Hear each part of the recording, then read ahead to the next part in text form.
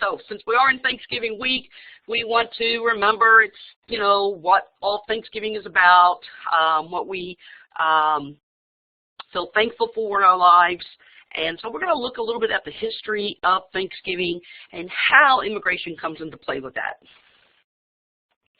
So when we think about the Thanksgiving, they're known as the Pilgrims that came to America. I'm sure we could probably call them the first immigrants. We don't really consider the Vikings. I think they were just here for a short stay. But the Pilgrims actually came to immigrate to America and stay here. So we can call them the first immigrants, or we can also call them the Pilgrims.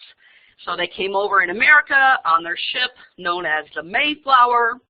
Some people may think it was known as the Tall Ship, but it was really known as the Mayflower. Now, these Pilgrims came over and they landed at Plymouth, Massachusetts. So we always say they came and landed at Plymouth Rock.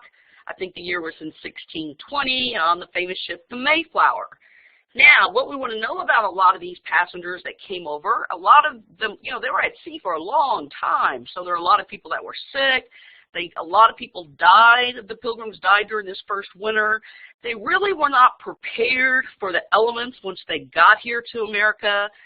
They didn't really have proper housing. They didn't have proper food supply. So they really had a rough time once they got here. I guess they weren't welcomed with open arms by the Indians right away because there wasn't sufficient housing for these new immigrants to America. So what we know about these Pilgrims is, believe it or not, at one time they were actually known as the Old Comers. But that word didn't really stick. No one really liked the word Old Comers. So they kind of were also known as the Pilgrims. Some people say they were kind of also known as the Puritans or the Separatists before they came over.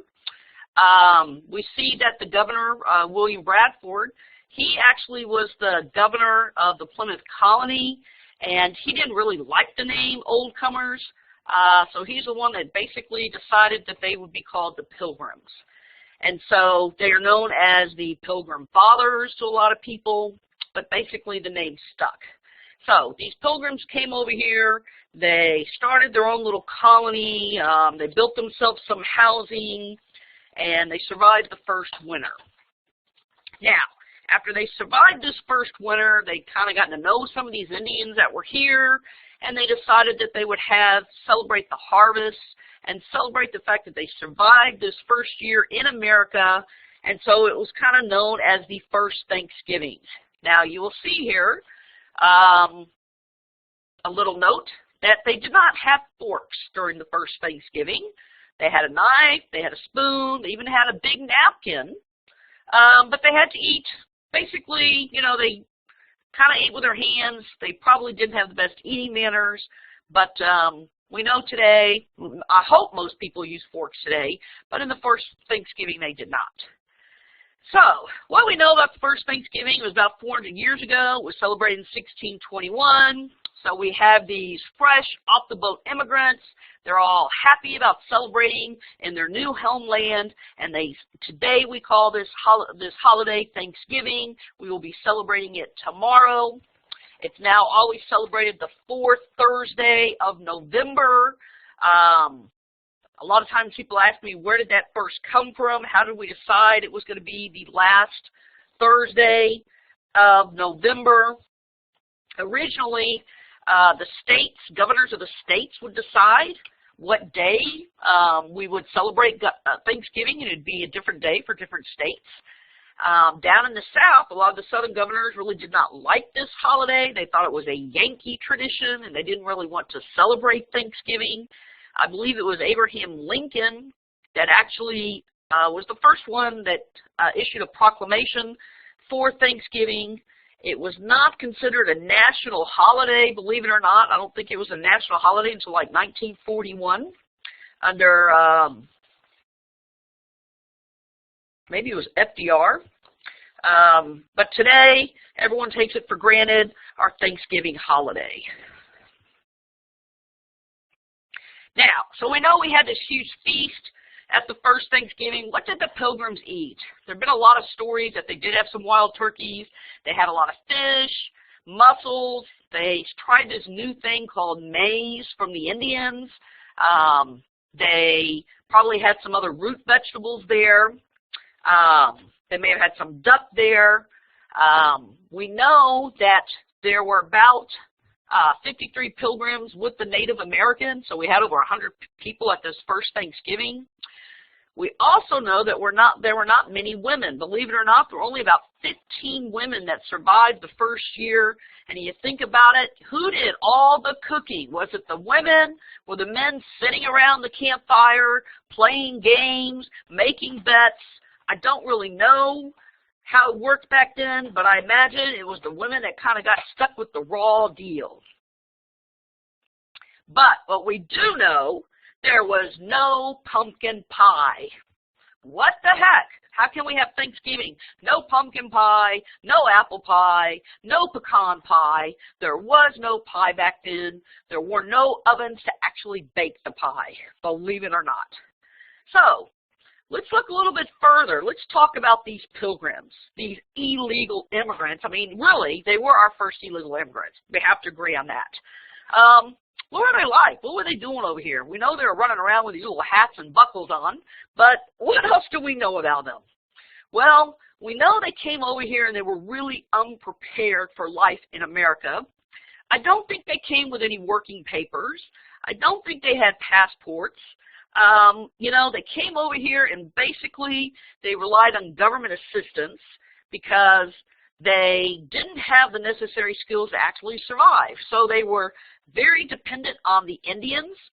Massasoit, I think he was the chief of the Algonquin Indians.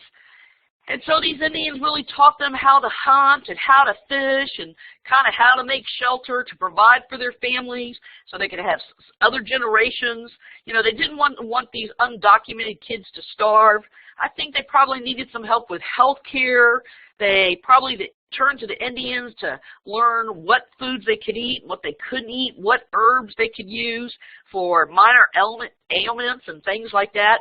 They were really unprepared for the life in the New World, which when we think about it, may not be that different than a lot of immigrants that even come today illegally.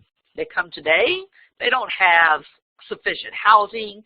They sometimes come, they don't have any money, they don't have papers, they don't really know how to survive in the United States, maybe like they do in their own home. So this is kind of something we've seen that's happened since the first pilgrims coming over here. So, excuse me, the other thing we know that we had is we had a huge language barrier. The pilgrims didn't speak the language. They didn't even try to bother to learn it. Otherwise, if you think about it, on our citizenship test, instead of requiring everyone to learn English, everyone might be using the Algonquian, I think it's Algonquian language, rather than English. But that's not the case. I think we're lucky if people know how to say how. I think that's how the Indians said hello, but now it's hi. So, you know, what can I say about that? We know today on our citizenship test, English has been adopted as the official language of America. I wonder how the Indians feel about that, considering the fact they were the natives here and that the pilgrims seemed to kind of overran it with their own language, thinking everyone should adopt English. Now, for a few more notes, let's talk about Thanksgiving today. We know traditionally turkeys are the food of choice. We know that turkeys can be known as toms. There's a lot of myths out there about turkeys. Believe it or not, one of those myths is that if turkeys stare up in the sky during the rainstorm, they will drown. Well, I looked that up, and it's a myth. They will not drown. But one of the other things I want to talk about is, believe it or not, one of our big celebrations for Thanksgiving now is known as the Macy's Thanksgiving Day Parade. It began in 1924. A lot of people think Macy's was the first department store that actually started the Thanksgiving Day Parade, but it was not, believe it or not. Gimbel's was the first department store that actually started Thanksgiving Day Parade. And actually, at the first Thanksgiving Day parade, they had live animals from the Central Park Zoo. They did not have the balloons that we are so proud of today. But now, today, we have these huge balloons. They work all year to get these balloons ready to go for the Thanksgiving Day parade. I believe this year we're having a new edition of one of the Power Rangers is actually going to be in the parade for those of you that have kids that may like Power Rangers. But what was the first balloon in the Macy's Day Parade? Believe it or not, a lot of people think it's Mickey Mouse. Some people have told me they think it's Betty Boop. But it was actually Felix the Cat. Can you believe Felix the Cat was the first balloon in the Macy's Day Parade? Felix the Cat is actually older than Mickey Mouse. I don't think Mickey Mouse came into existence until like 1934. So that's kind of an interesting fact there. So anyway, now what is Thanksgiving about? Eating a lot of turkey, dressing, sweet potatoes, a whole bit, making sure we have our Macy's Thanksgiving Day Parade, and then of course, what do? We probably go out there and we watch too much football. For you football fans, a lot of people consider it part of Thanksgiving Day tradition. Believe it or not, Princeton played Yale in New York City around 1876 for the first football game, but the actual first pro football game was 1934, the Detroit Lions versus the Chicago Bears.